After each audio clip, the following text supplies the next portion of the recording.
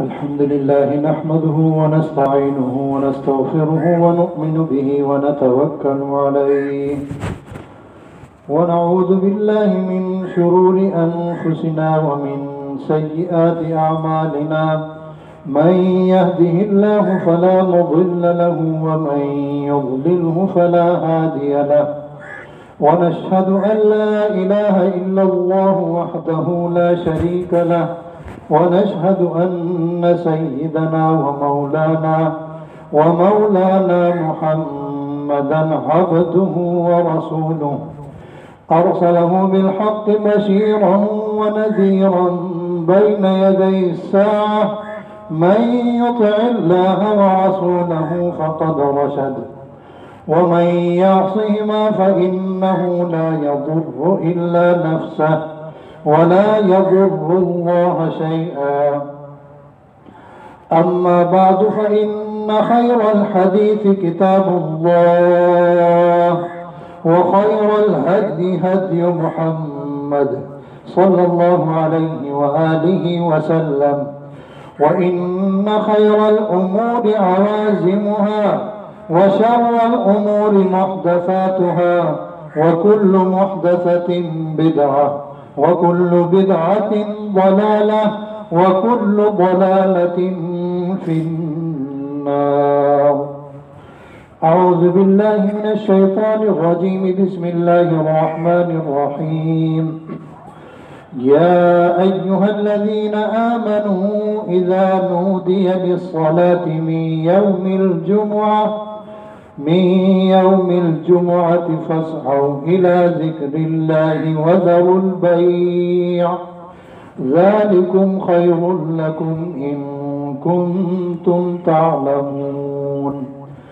فإذا قضيت الصلاة فانتشروا في الأرض وابتغوا من فضل الله واذكروا الله كثيرا لعلكم تفلحون. وإذا رأوا تجارة أو لهوا انفضوا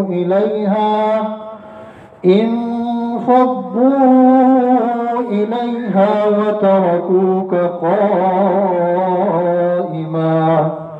قل ما عند الله خير من اللهو ومن التجارة والله خير الرازقين.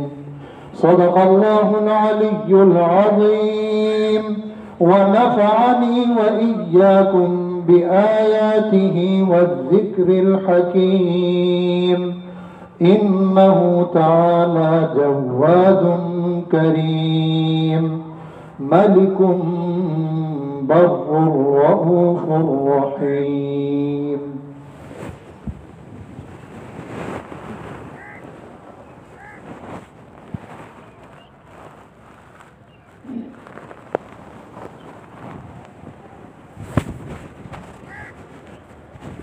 الحمد لله رب العالمين والصلاة والسلام على رسوله الأمين.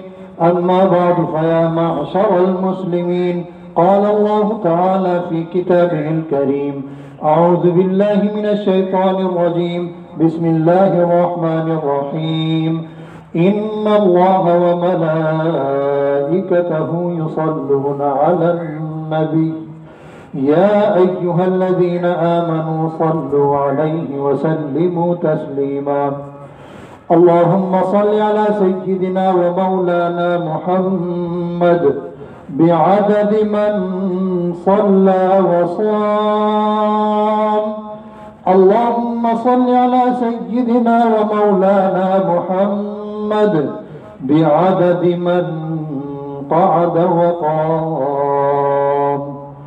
اللهم صل على جميع الأنبياء والمرسلين وعلى سائر الصحابة والتابعين وعلى عبادك الصالحين. اللهم أيد الإسلام والمسلمين. اللهم انصر الإسلام والمسلمين. اللهم انصر من نصر دين محمد صلى الله عليه وآله وسلم واجعلنا منهم واخذل من خذل دين محمد صلى الله عليه وآله وسلم ولا تجعلنا منهم. اللهم أرنا الحق حقا وارزقنا اتباعه وأرنا الباطل باطلا وارزقنا اجتنابه. اللهم نور قلوبنا بنور الإيمان. اللهم ثبت قلوبنا على الإيمان. اللهم إنا نسألك الثبات في الدين.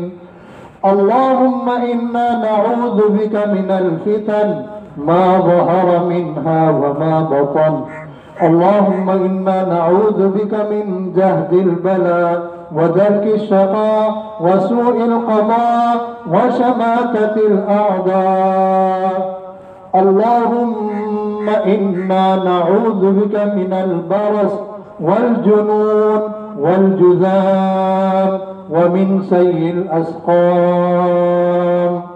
اللهم ارفع عنا الوباء والبلاء واحفظنا فأنت خير حافظا وأنت أرحم الراحمين. آمين يا رب العالمين. عباد الله رحمكم الله، إن الله يأمر بالعدل والإحسان وإيتاء ذي القربى وينهى عن الفحشاء والمنكر والبغي يعظكم لعلكم تذكرون.